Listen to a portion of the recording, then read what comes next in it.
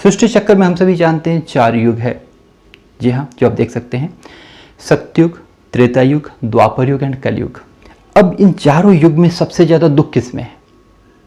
Of course कलयुग में है। और उससे भी ज़्यादा दुख कब में है? कलयुग के अंत में। घोर कलयुग जो बताया जाता है, कलयुग के अंत में, राइट।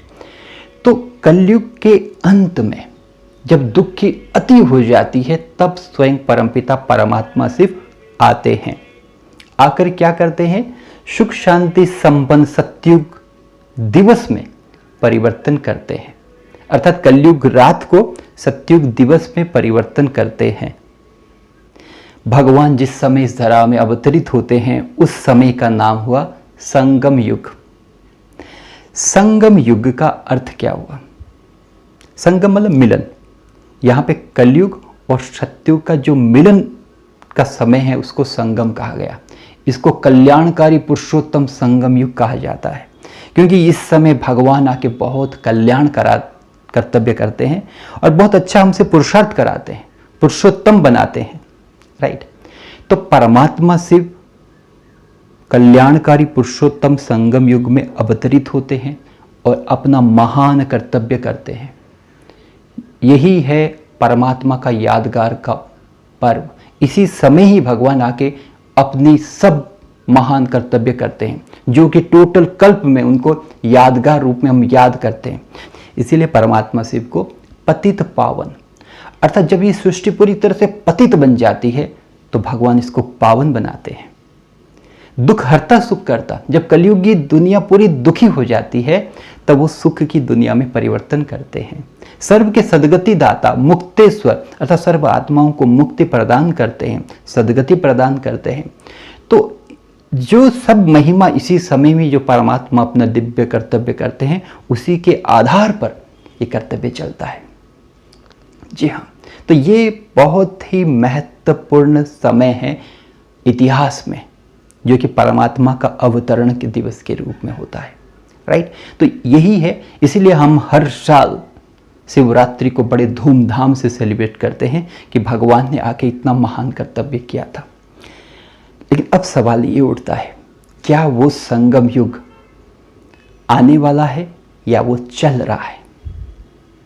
इस चीज को हमें समझने की जरूरत है। देखिए, हम सभी अनुभवी हो चुके हैं कि ये कलयुग अभी अंत की ओर जा रहा है। चाहे साइंस बताया जाए, चाहे ज्योतिष विद्या बताया जाए, हर कुछ न कुछ समय में कलयुग के महाविनाश की परिकल्पना करते हैं, कुछ तथ्य प्रेजेंट करते हैं। और कोरोना की वजह से तो दुनिया में ये चीज़ आई गई है कि दुनिया और ज़्यादा दिन की नहीं है। हर कोई भयभीत अवस्था में है, आशंकित अवस्था में है, राइट। तो अब सबको एक चीज़ लग गया कि अब ये दुनिया ज़्यादा दिन चलने वाली नहीं है। दूसरा कारण आप देख लीजिए कि जिस हिसाब से पॉपुलेशन बढ़ रही है, इंसान रहेगा कहाँ पर? जो जमीन थी जहां पर खेती बाड़ी से हम खाना खाते थे, वो भी कंक्रीट जंगल बन गया है। तो इन सब सर्कमस्टेंसेस से हमको समझ में आ रहा है ये दुनिया ज़्यादा दिन अब चलने वाली नहीं है। और एक फॉरेस्ट डिपार्टमेंट की तरफ की रिपोर्ट निकला है कि जितना भी हमारा स्थल भाग है, माने 29% जो स्थल भाग है, उसमें से 33% प्लांटेशन नीड है। लेकिन दुर्भाग्य की वजह से वो 33% अभी 13 to 14% में कन्वर्ट हो गया है।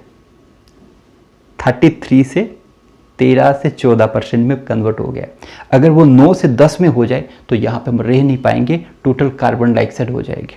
तो ऐसी अवस्था है। तो और जिस हिसाब से एटम बम है दुनिया में, अगर एक कोई स्टार्ट कर दे ना, तो वो दुनिया ख़त्म होने में टाइम नहीं लगेगी, राइट। तो कहने का मतलब ये सब हम सर्कमस्टेंसेस समझ रहे हैं कि यस, ये दुनिया विनाश की तरफ जा रही है। केवल यही एक पार्ट ही हम समझ पा रहे हैं, विनाश। लेकिन विनाश के बाद में क्या है, उसका ज्ञान स्वयं परमपिता परमात्मा शिव त्रिकालदर्शी बताते हैं। कि परमात्मा शिव बोलते हैं कि मैं ऐसे समय पे आता हूँ जिस समय कलयुग को मैं परिवर्तन कर सत्युग में ले जाता हूँ। जैसे पुराने घर को नए घर में ले जाते हैं, राइट, कन्वर्ट हो जाता है। प्रलय नहीं है, भगवान बताते कि मैं ट्रांसफॉर्मेशन करता हूँ, मैं परिवर्तन करता हूँ, इस दुनिया को परिवर्तन करता हूँ। जैसे पुराने घर को पूरा तोड़ के नई दुनिया, नया घर बनाते, वैसे ही भगवान इस पुरानी दुनिया को नई दुनिया में परिवर्तन करते हैं। तो भगवान बोलते यही मेरा महान कर्तव्य मैं कर रहा हूँ। तो इसलिए भगवान इस समय की सूचना हमको दे रहे हैं। यस, तो अब सवाल आता है कि भगवान कैसे आएंगे? वो तो निराकार है, उनका अवतरण कैसे होता है?